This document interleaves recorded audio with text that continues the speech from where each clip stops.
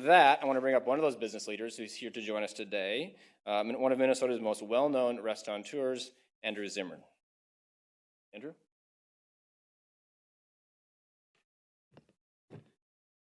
Thank you, and thank you, Governor Walz. We're in a crisis. The restaurant and the food industry is in the same place. Like others around the world, we are realizing that we need to take drastic measures to prevent the spread of the novel coronavirus and flatten the curve.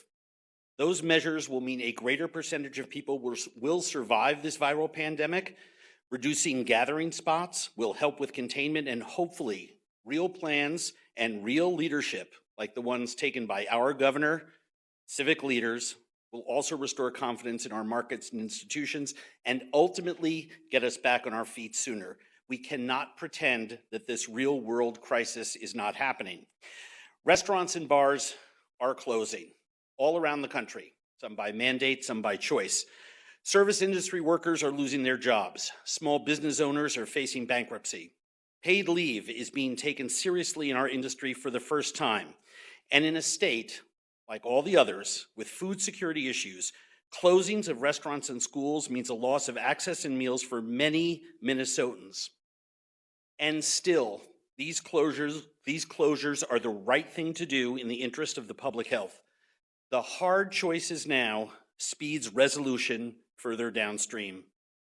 Additionally, I feel we need to ultimately address the needs of hundreds of thousands of restaurant, hospitality, and leisure entertainment workers here in Minnesota.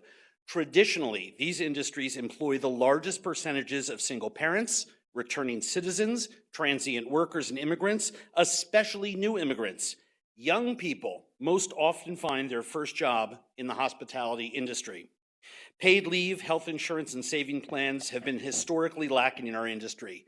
Crisis organizations like Second Harvest here in Minnesota are struggling to deal with the waves of fear gripping this vital and beloved industry. Right now, many can't pay staff, rent, property, and other taxes, and of course, can't do that at all when there is no business. Fall off has been anywhere from 50 to 90% for restaurants, and that was over a week ago. Restaurants everywhere, including here at home in this state, have seen resources evaporate over the last month because hospitality folks all want to help. We all got into this business because of the magic that we know that happens when people share food with each other at our tables. Nobody wants to close, but we know that we must. Food people understand the greater good.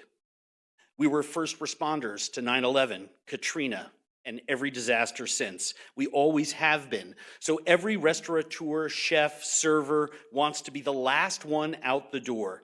But the reality is that the public health needs to come first. That being said, I know that our food community stands ready to help. If we need to turn our restaurants into community food centers via public and private partnerships, we're ready for that. And I can speak for my organization that we will do everything that we can to facilitate any help for any and all Minnesotans whenever our civic leaders call upon us to do so. My heart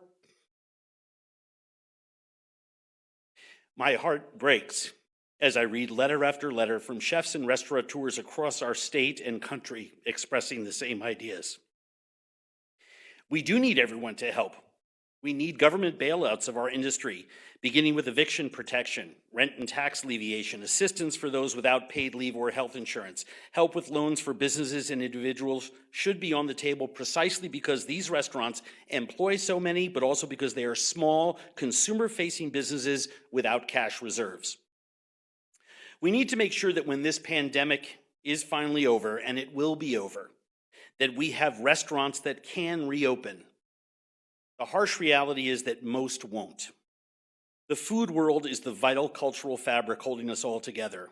I have spent 30 years preaching that message. What does a Minnesota without restaurants, food service, and a hospitality industry look like? We need to bathe this industry in dignity and respect as we close our doors and provide all our assistance when the time comes as we reopen them. Thank you very much. And at this time, I'd like to introduce my colleague, Stephanie Shimp. By the way, everybody,